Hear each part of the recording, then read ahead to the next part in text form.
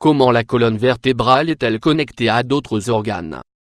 Puisque c'est l'un des centres névralgiques de notre corps, il n'est pas étonnant que les organes soient représentés dans les différentes parties de la colonne vertébrale et que celle-ci ait une influence sur la santé.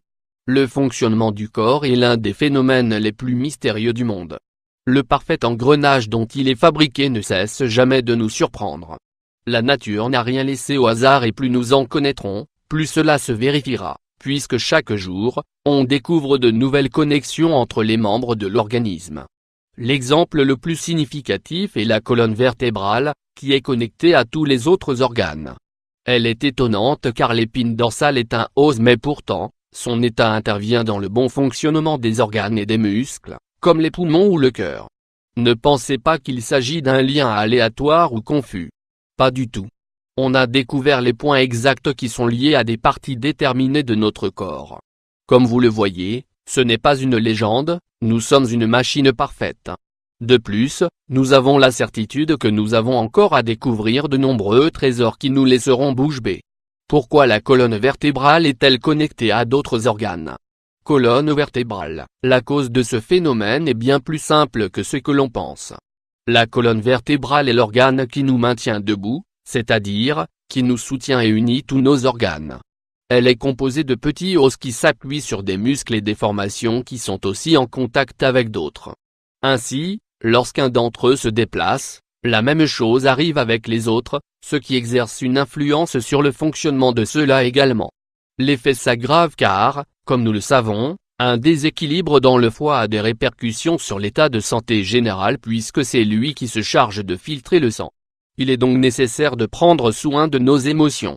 Le dos souffre quand nous avons des sentiments négatifs, que ce soit du stress ou de la tristesse. Cela signifie que l'intelligence émotionnelle est fondamentale pour contrôler notre évolution physique. Quand nous évitons l'attention dans cette zone, nous empêchons que des conséquences sur nos organes vitaux. Quand devons-nous surveiller notre colonne vertébrale? Colonne vertébrale. Lorsqu'on reçoit des gènes, les médecins ont tendance à concevoir des traitements qui se concentrent sur les zones où apparaissent ces gènes.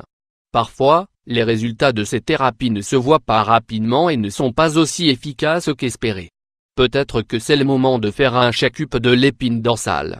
Les maladies les plus fréquentes liées à ce problème sont les suivantes. La migraine. Le dos est impliqué dans la plupart des maux de tête. Les contractures musculaires génèrent le déplacement des os, et donnent lieu à des souffrances au niveau de la partie supérieure de la tête, ainsi qu'au niveau du visage. Cela peut aussi provoquer des troubles de la vue. Les extrémités endormies. L'inflammation cervicale se traduit en une oppression des nerfs. En conséquence, le sang circule difficilement. Quand cela arrive pendant un long moment, les extrémités s'en ressentent et commencent à perdre de la sensibilité. Les difficultés à avaler elles surgissent quand se présente un rétrécissement du canal cervical dans le cou, car cela obstrue l'action de la musculature et des organes chargés de mâcher et d'avaler. Le manque d'irrigation sanguine dans le cerveau. C'est un phénomène très semblable à l'engourdissement des cervicales. La pression des muscles sur les artères limite la quantité de sang qui arrive dans le cerveau.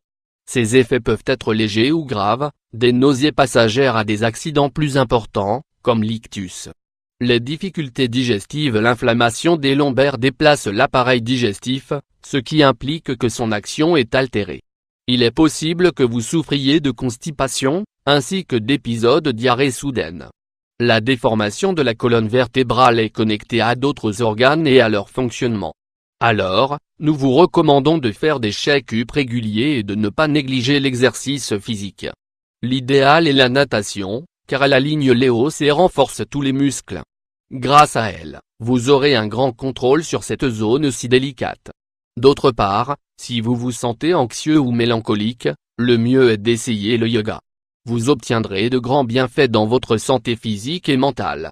Les conseils de cette discipline ancestrale vous aidera à oxygéner votre corps et à le remettre bien droit. N'oubliez pas non plus la méditation. Quelle est l'option que vous préférez?